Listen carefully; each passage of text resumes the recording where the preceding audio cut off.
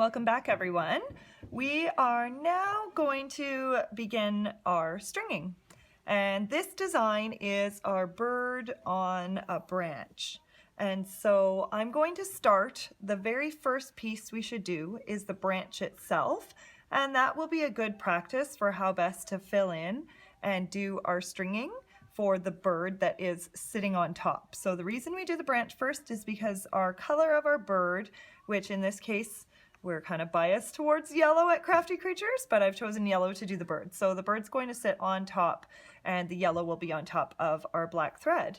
So we're going to begin by doing a air knot. This is going to be a double knot that's going to go on our very first nail. So I'm starting on my left hand side and working from my left to my right, and I'm going to double knot this nail. Now the tail that you have at the beginning, if you make it long enough, it can just stay there, and we're going to attempt to get back to that portion and come back to tie off at the very end. And I'll show you how to do that at that point. So first thing we're going to do with our stringing is work on filling the entire inside. So we're going to travel all the way down the branch. We're going to go up into the top part. I'm going to come back and go down into the bottom part where it splits, and then come back and go all the way back.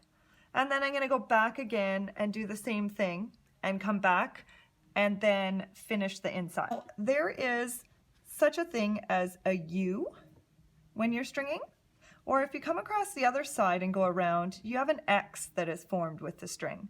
Most of the time I prefer to use the U because it's a lot quicker and it saves me from having to crisscross around the nail head.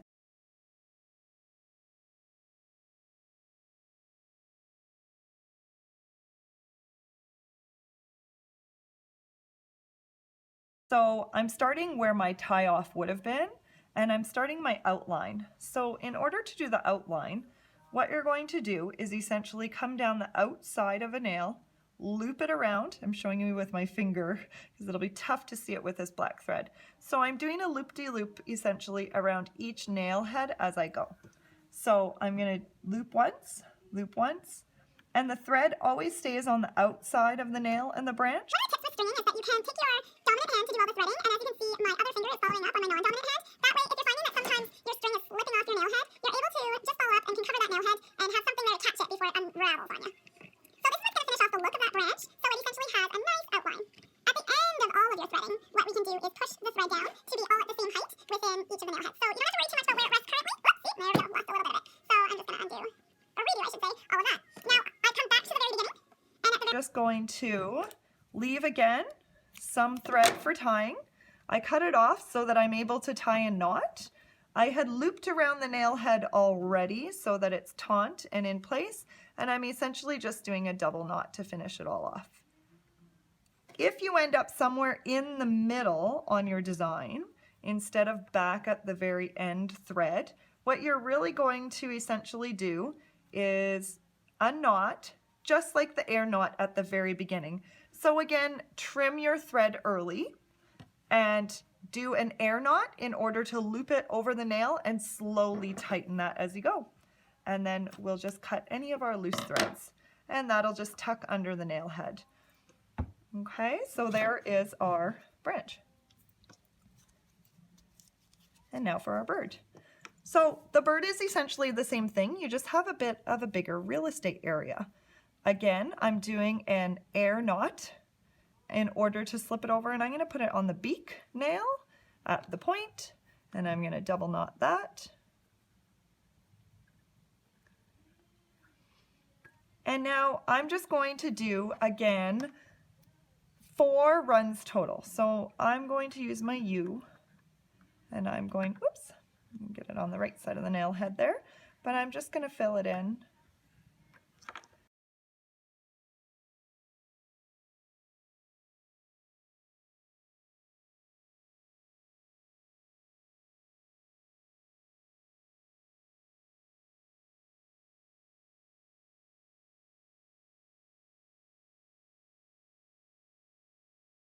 Last but not least, what you can do is just push down your thread or pinch them together at the same height if you wish, and just finish off your design and leave a little space underneath the nail heads, and that'll just give you a nice finished look to your string art.